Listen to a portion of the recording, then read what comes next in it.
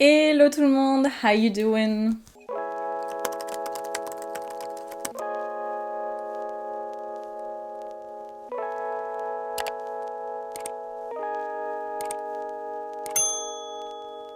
Je vous retrouve aujourd'hui pour un petit chit-chat make-up.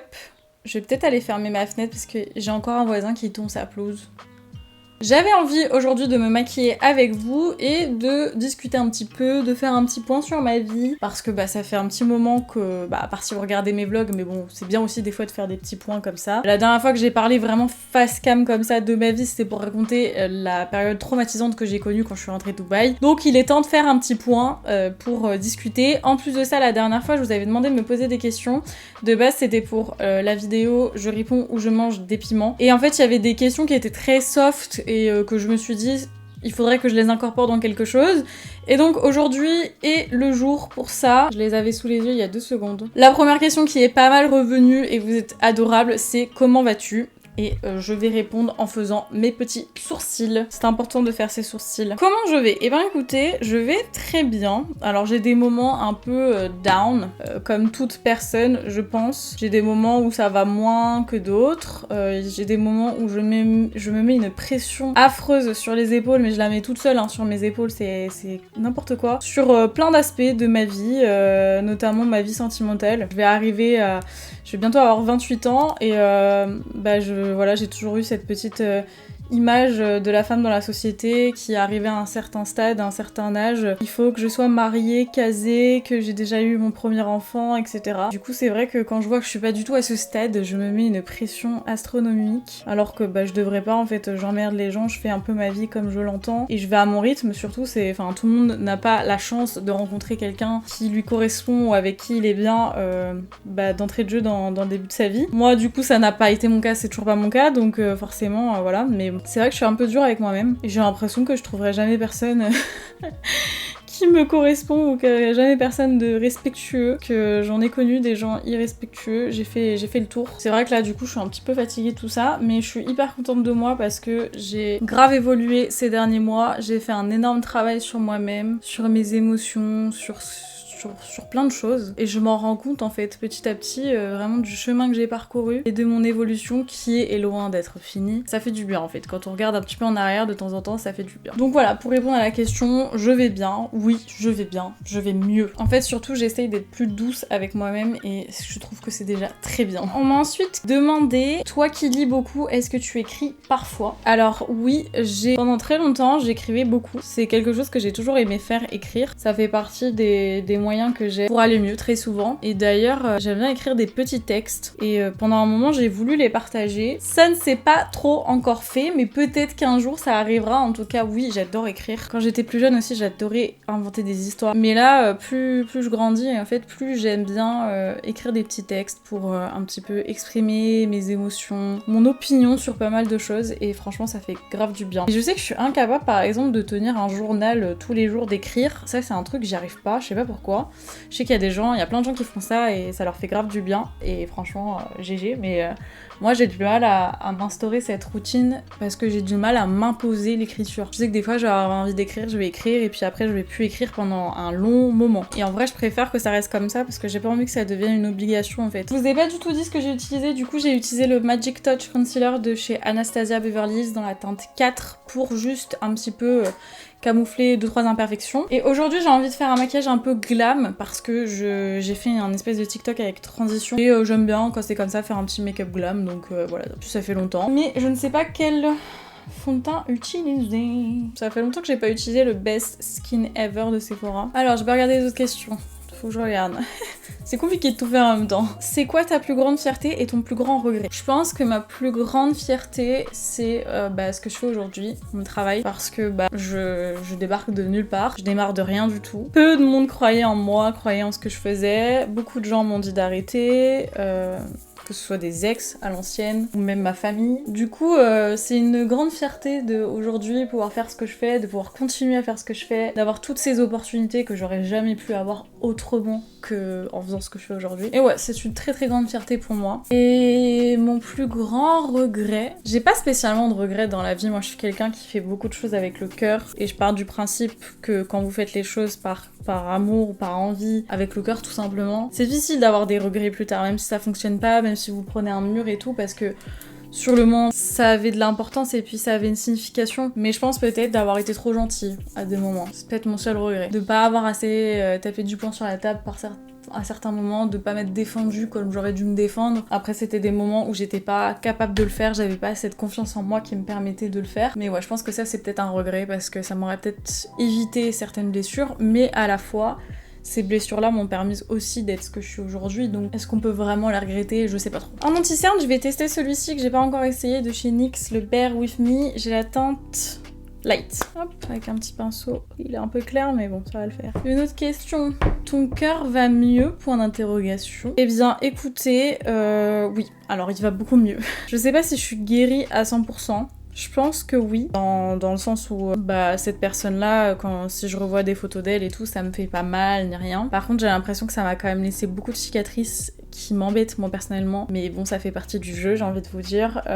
J'ai l'impression, vraiment, je suis dans un état d'esprit où j'ai un peu baissé les bras, j'ai un peu abandonné à ce niveau-là. Je suis vraiment dans ma tête en train de me dire laisse tomber, Victoria, c'est pas fait pour toi et oublie, et c'est pas grave, il y a des gens qui ont droit et a priori toi tu n'en fais pas partie. Et ça me fait chier de penser comme ça, mais malheureusement c'est quelque chose qui veut pas quitter ma tête. Donc j'ai envie de vous dire que oui, il va mieux à 90%, mais j'ai encore ces petits 10% qui font que j'ai perdu foi en beaucoup de choses et ça me ressemble pas et ça m'embête, mais bon, c'est normal après en même temps, quand on a vécu quelque chose comme moi j'ai vécu, ça a été quand même un traumatisme, ça a été quand même une trahison, ça a été de la manipulation et du coup forcément c'est difficile de croire encore à ces choses-là après ça. Je pense que ça reviendra un jour, j'espère en tout cas, parce que ça me ressemble pas de plus croire à ça, mais pour l'instant c'est pas évident à ce niveau-là. Je vais prendre ma petite poudre Bare Minerals pour poudrer tout mon visage, parce que là je brille un peu beaucoup quand même. Et alors je vais pas faire spécialement quelque chose de très compliqué sur les yeux. Je pense que je vais faire un truc avec du crayon noir. Ça fait très longtemps que j'en ai pas appliqué. Je vais appliquer un bronzer, donc je vais utiliser celui de chez Ilia que j'ai pas encore testé. C'est le Night Light Bronzing Powder et c'est la teinte Drawn In. Hop,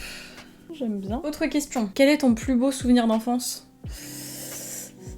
J'en ai pas spécialement, ça va être triste ce que je vais dire, mais j'ai vraiment eu une enfance pourrie. Enfin pourrie, ce serait méchant de dire ça vraiment pour les gens avec qui j'ai pu partager cette enfance, mais j'ai vraiment eu une enfance très très difficile, avec beaucoup de problèmes, beaucoup de choses à gérer que je n'avais pas à gérer. Donc un peu compliqué de penser à un beau souvenir en particulier, mais je pense que c'était peut-être avec ma meilleure amie d'enfance, avec qui je n'ai plus contact aujourd'hui, hein, mais on adorait jouer aux Sims, et je me rappelle quand elle venait dormir chez moi, elle prenait son ordinateur et on jouait chacune de notre côté aux Sims, et genre on passait nos meilleurs moments, nos meilleures soirées à faire ça, ou quand on jouait aux Bratz aussi, ça c'était les meilleurs moments je pense que j'ai passé. Moi j'étais pas quelqu'un qui avait genre des grandes bandes d'amis et tout, et j'en ai jamais eu besoin, ça m'a jamais manqué.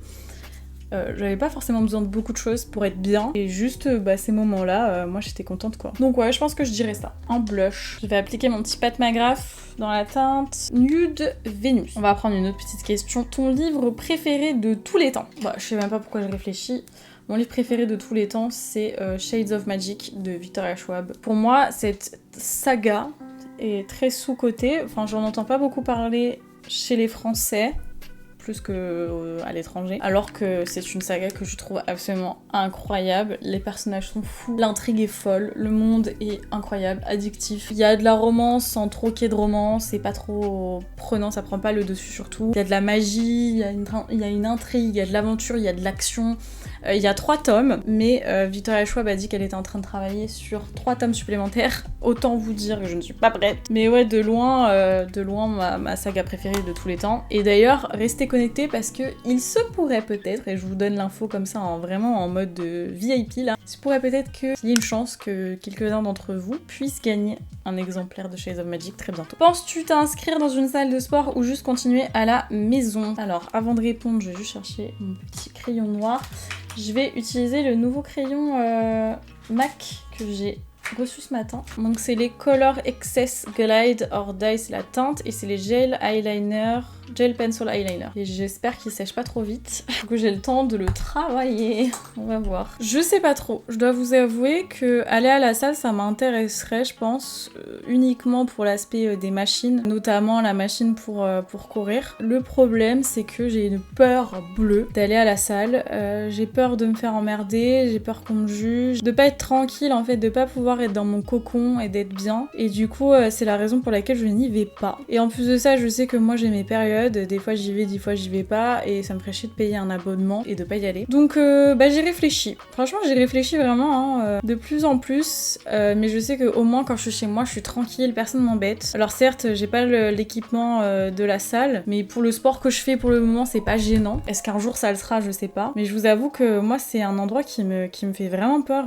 Il y a beaucoup de monde en plus, souvent, à part si j'y vais très tôt le matin et ça se pourrait, tu vois. Ou alors il faudrait que j'aille avec quelqu'un d'autre, mais pareil, j'ai pas grand monde qui est proche de chez moi, qui aurait le temps et la foi d'aller à la salle quand moi je vais y aller forcément, parce qu'on a tous nos emplois du temps forcément. Donc c'est un peu compliqué, j'y réfléchis de plus en plus, mais je vous avoue que chez moi au moins je suis tranquille et ça, c'est important pour moi. Donc ouais, on verra bien, hein. Peut-être qu'un jour je vais vous dire aujourd'hui je me suis inscrite à la salle. Mais pour le moment c'est pas dans mes projets. Voilà ce que ça donne. Ensuite on a une question plutôt intéressante. À long terme, ton objectif, rester sur YouTube, création de produits, cinéma. Alors ça m'a fait beaucoup rire le cinéma dans cette question. Je ne pense pas que je ferai un jour du cinéma. Pourquoi pas, hein, après hein. Si on me propose un rôle dans une série Netflix, je prends, hein, mais... Alors avant de répondre, je vais vous montrer le mascara que je vais tester. Je l'ai reçu ce matin, c'est de la marque Milk et c'est le Rise Mascara.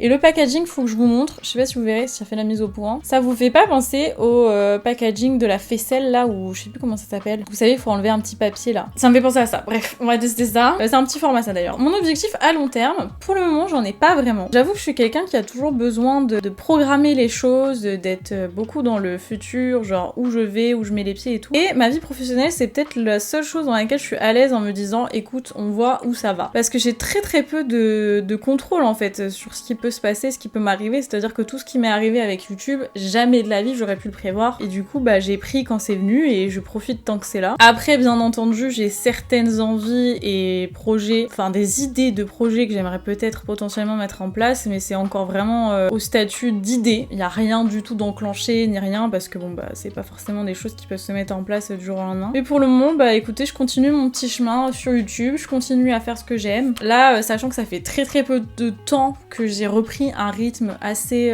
important sur YouTube parce que j'avais vraiment abandonné cette plateforme. C'est une plateforme qui ne me correspondait plus pendant un certain moment, je me sentais perdue sur YouTube et plus trop à ma place. Et là, je reviens petit à petit et je me sens de mieux en mieux. Et justement, j'ai l'impression d'avoir repris plaisir à être présente ici, donc c'est déjà une première étape. Et après on verra, hein, pourquoi pas écrire un livre, ça c'est aussi dans mes projets, j'ai quelques idées. Alors vous inquiétez pas du tout un livre sur ma vie, parce qu'il y a vraiment rien d'intéressant. C'est vraiment autre chose, rien à voir. Mais oui, j'ai pas mal d'idées. Après, je pense que c'est important de pas trop parler de ces choses-là, parce qu'il y a des gens qui vous souhaitent pas mal de mal, et puis surtout, je pense que c'est bien d'en parler quand c'est là et quand c'est concret, parce que vous savez, il y a des gens qui parlent beaucoup et qui font jamais rien. Et moi, je pars du principe que quand on passe trop de temps à en parler, souvent, on passe moins de temps à agir. On verra ce que l'avenir me réserve, on verra où la vie me portera, le vent emportera. Mais j'ai hâte de voir ce que la vie me réserve, vraiment j'ai hâte. Il est pas mal ce mascara, qu'est-ce que vous en pensez? Ça me fait des yeux de biche. J'ai bien envie de mettre des petites paillettes, vous en pensez quoi? Est-ce qu'on met des petites paillettes? Ah mais je sais pas quoi. J'ai une autre question, et je crois que c'est la dernière. Ah non, j'en ai d'autres. Que dirait ton toi post-rupture à ton toi le jour de ta rupture? Ouh là là, tellement de choses. Déjà, je cherche des paillettes. Je pense qu'on va prendre le petit highlighter How Many Carrots, pas les carottes, hein. Carrots. Les diamants de chez Fenty. Ce n'est pas des diamants, mais avec un petit pinceau très souple là. C'est pas assez souple ça. J'en veux un plus souple que ça. Et on va mettre ça sur la paupière mobile. Alors, qu'est-ce que je dirais à mon moi du jour de ma rupture? Je pense que je lui dirais ça va aller. même si très honnêtement, je pense que je suis persuadée même que si je m'étais dit ça, je ne me serais pas écoutée parce que c'est ce que tout le monde m'a dit. Et j'en avais conscience, c'est juste que je pense que c'est pas quelque chose qu'on a envie ou qu'on est prêt à entendre quand on vit qu'on vit ce truc-là au moment, à l'instant T. Je pense que je dirais principalement affronte cette peur, affronte ces émotions parce que je voulais vraiment les repousser. Profites-en pour faire un travail de fou sur toi et tu vas avoir dans quelques mois, tu seras hyper fière de toi et dans quelques mois, tu auras l'occasion de te dire que au final c'était un mal pour un bien. Et ça c'est vraiment une phrase bateau nulle. Et je vous avoue que c'est vraiment quelque chose qui me traverse l'esprit là depuis un petit temps où je me dis qu'en fait cette rupture c'était vraiment un mal pour un bien. Est-ce qu'on mettrait pas un rouge à lèvres foncé? Un mal pour un bien dans un sens où déjà je me suis rendu compte que cet homme, il y avait beaucoup d'artifices mais qu'au final derrière il y avait rien. C'est-à-dire que c'était quelqu'un qui me vendait beaucoup de rêves, c'était quelqu'un qui se cachait beaucoup derrière des actions en mode prince charmant et tout. Et en fait dès que t'enlevais tous ces artifices, il y avait plus rien. Je me suis rendu compte de ça encore quelques temps après même ma séparation quand je lui avais envoyé un message parce que sa famille est en Ukraine. Et là je me suis dit, genre vraiment le mec pas vraiment intelligent, très fermé d'esprit. Et c'est là que je me suis rendu compte que je suis tombée amoureuse d'une image qu'il m'avait vendue et qu'il avait voulu me montrer. Et surtout, je pense que je lui dirais, c'est pas grave. Attendez, c'est compliqué de parler en même temps je mets mon crayon là. Parce que pendant très très longtemps, en fait, je m'en suis voulu de m'être fait avoir, d'avoir été bête, de m'être lancée à corps perdu dans cette histoire, d'avoir cru tout ce qu'on m'a dit, d'être tombée bêtement dans cette caricature de prince charmant. Et en fait, simplement, c'est pas de ma faute, quoi. Genre, et ça, c'était important pour moi de le réaliser et de l'entendre surtout. J'ai eu beaucoup de mal à l'enregistrer, à me le faire rentrer dans le crâne, que c'était pas de ma faute et que moi, j'avais rien fait de mal. Là, j'ai mis le rouge à lèvres Super Fabulous de Charlotte Tilbury. Et par-dessus, au centre, je vais mettre Cat Walking. Je vais mettre un petit cheat. J'adore dire ça, petit cheat. Le MAC, tiens, c'est que je l'ai mis. Je l'avais quelque part. Pendant que ça sèche, donc, top 3 de mes destinations préférées, donc de celles que j'ai fait, forcément Maldives, Thaïlande, Italie. De très très très loin. Il y en a une question qui me demande si j'arrive à vivre des réseaux et de YouTube, donc aujourd'hui, oui. Je gagne pas des milliers et des cents et c'est principalement aussi parce que j'ai des collaborations sur le long terme. Mais j'y arrive aujourd'hui, oui, même si c'est pas évident, j'y arrive. Et enfin, dernière question, où te vois-tu dans 5 ans? La question à $1 million, vraiment. Où est-ce que je me vois dans 5 ans? Honnêtement, j'en ai aucune idée. J'aimerais beaucoup, dans 5 ans, au moins avoir rencontré quelqu'un de bien et avoir entamé un début de vie avec cette personne. J'aimerais bien aussi, dans 5 ans, au moins avoir eu un enfant. Dans 5 ans, j'aurai 33 ans, donc ouais, j'aimerais bien. Ce serait déjà pas mal. Professionnellement parlant, j'en ai aucune idée. Peut-être que j'aurais réussi à sortir un projet. Écoutez, on se donne rendez-vous dans 5 ans pour voir si c'est le cas, j'en doute, mais sait-on jamais! Il y a des miracles tous les jours! Bref, du coup, ça conclut cette vidéo, le look est terminé. J'espère qu'il vous a plu, que vous avez aimé la vidéo. Si c'est le cas, n'hésitez pas à la liker, n'hésitez pas à aller voir les autres vidéos si vous les avez pas encore vues. N'hésitez pas également à vous abonner, c'est juste en bas. Et moi, je vous fais d'énormes bisous, comme je vous ai dit, et je vous dis à très vite pour une prochaine vidéo. Ciao!